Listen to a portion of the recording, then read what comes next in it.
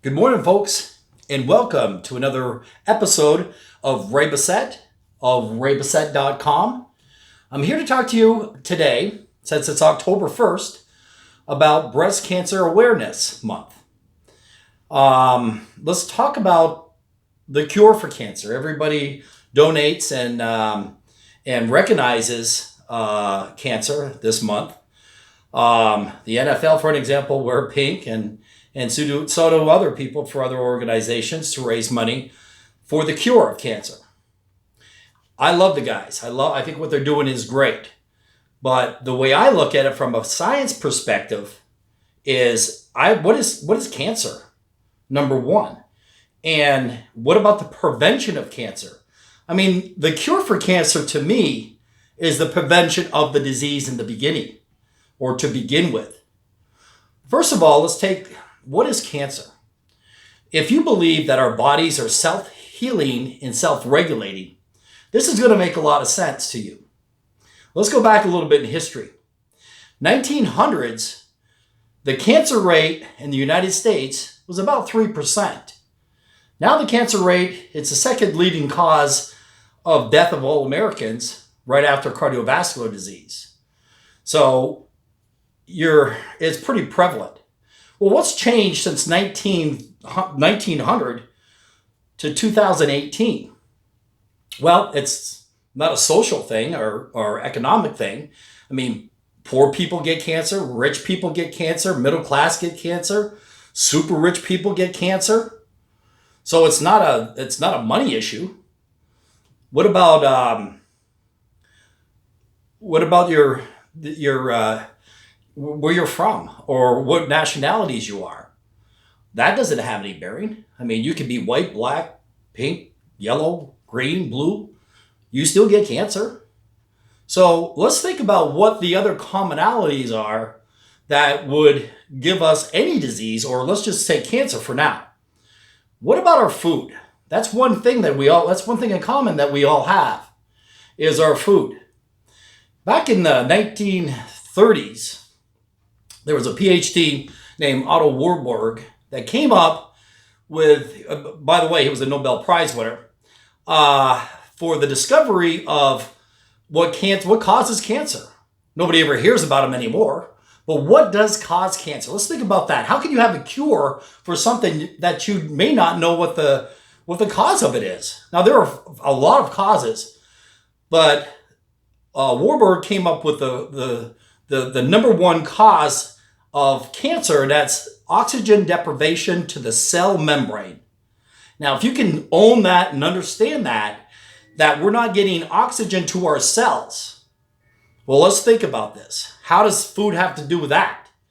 Well, remember 75 years ago, maybe 100 years ago, when cows grazed on the grass and they ate grass, which was a plant, photons from the sun came down and gave the plants oxygen.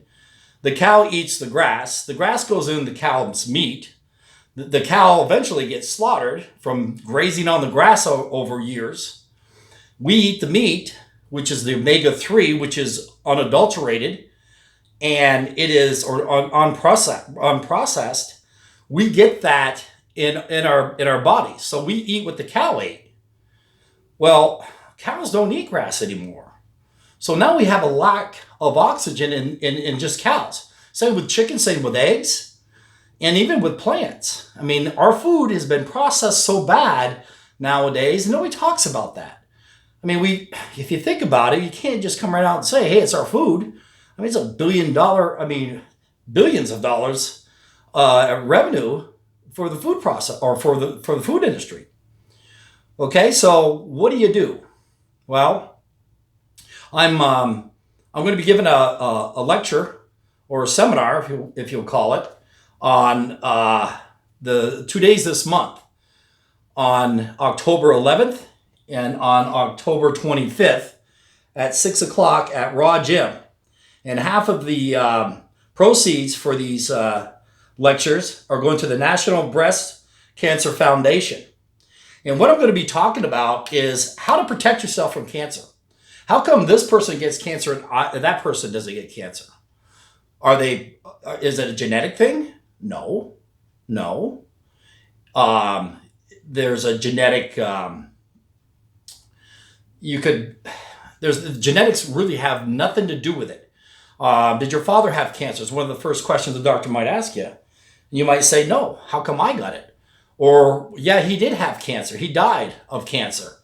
Does that mean I'm going to get it? Well, no, it's not genetic. Maybe we ate the same food, laid on the same couch, ate at the same table. That's what we have in common. It's not a genetic issue. Now, there are some people that are more predisposed than others. They have to really be watching their diet. That's why this nutrition seminar that I'm going to be having in October is going to be vital for those people that want to protect themselves from cancer and other diseases. They all have the same thing in common, pretty much, and that's what you eat and your exercise. And also hormones. Oh my God, look at those 3 words right there. Personal training, nutrition, and hormones. Okay, so I got it down packed here. So I'm going to put all this together in a package, and also the proceeds, like I mentioned before, will be going to the National Cancer Foundation. It's going to be about an hour and a half long for my lecture, and I'm going to be taking questions also. And you can register online going to raybessette.com. You'll find a flyer right here on there, and it actually will look like this.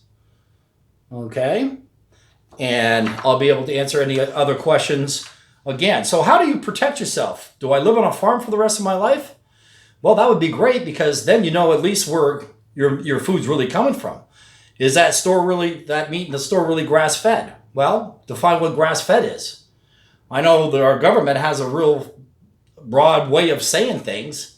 If I gave a blade of grass to a calf when the calf was born, and that calf ate it, is he grass-fed? And then he goes and eats corn or wheat or whatever they feed him nowadays?